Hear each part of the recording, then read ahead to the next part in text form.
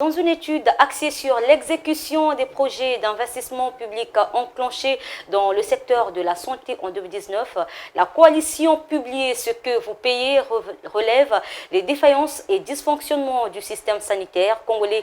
Malgré les sommes colossales décaissées, certains projets restent en abandon total. Reportage.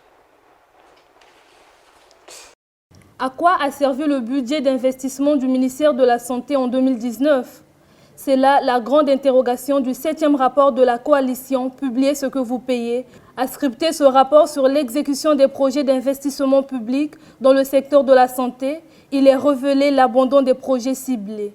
Axée sur 77 projets engagés en 2019, cette étude met en exergue de nouvelles problématiques qui sont un véritable défi aux soins de santé de qualité et de proximité au Congo. Sur ces 77 projets, 35 ont pu être visités. Malheureusement, 37,14% ont été réalisés particulièrement et sont fonctionnels, car aucun projet n'est complètement achevé. Sur le terrain, les observateurs ont essuyé un refus d'enquêter dans les localités de Brazzaville, Pointe-Noire, Ludima et Nkayi. Nous avons pu observer des refus de collaboration de 8,57%. Et là-dedans, Brazzaville n'est pas comprise parce que Brazzaville, on l'a considéré, Brazzaville, comme les projets qui n'ont pas été visités et non les projets qui ont subi un refus de collaboration. Nous avons donc eu 42 projets qui n'ont pas été visités, 5 qui sont méconnus, donc au niveau des structures de santé, on ne connaît pas ces projets. Et là, à ce moment, on se pose la question, quelle est normalement l'information qui circule au niveau de ces structures? Si au niveau central, on a un budget et dans les structures intermédiaires, elles n'ont pas connaissance. Au total, on vous l'a dit que nous avons visité 35, 42 n'ont pas été visités sur les 77. Et vous voyez bien que les résultats sont très préoccupants.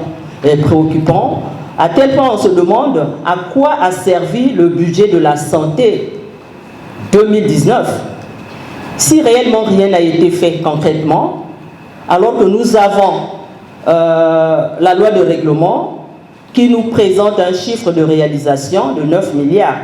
Le rapport d'aujourd'hui fait remarquer, en tout cas met en relief le fait que, d'une part, nous revenons sur les mêmes observations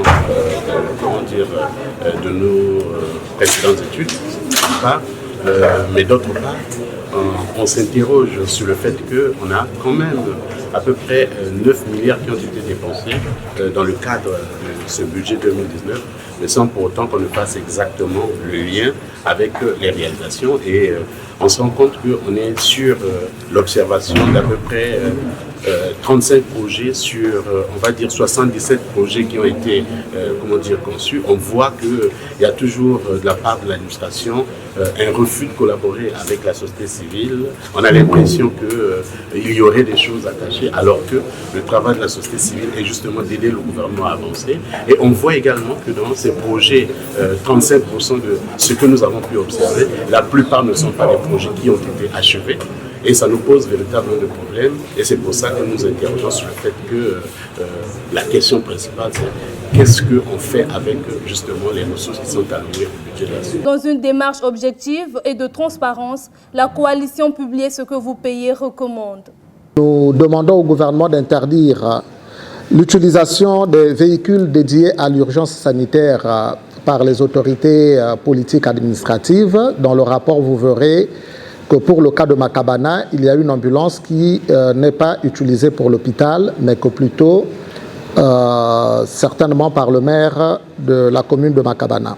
Nous demandons au gouvernement de divulguer sur le site web du ministère des Finances toutes les informations relatives aux finances publiques, c'est-à-dire les sommes d'argent décaissées pour la mise en œuvre des budgets d'investissement des différents ministères, puisque l'information n'est pas disponible alors que nous avons un code de transparence qui rend obligatoire que toutes ces informations soient divulguées sur les différents sites des ministères. Le secteur de la santé est au cœur des objectifs de développement durable. Les autorités habilitées devraient diligenter les enquêtes sur ces projets abandonnés, d'en faire un bilan exhaustif et relancer les travaux pour une meilleure offre de santé en République du Congo.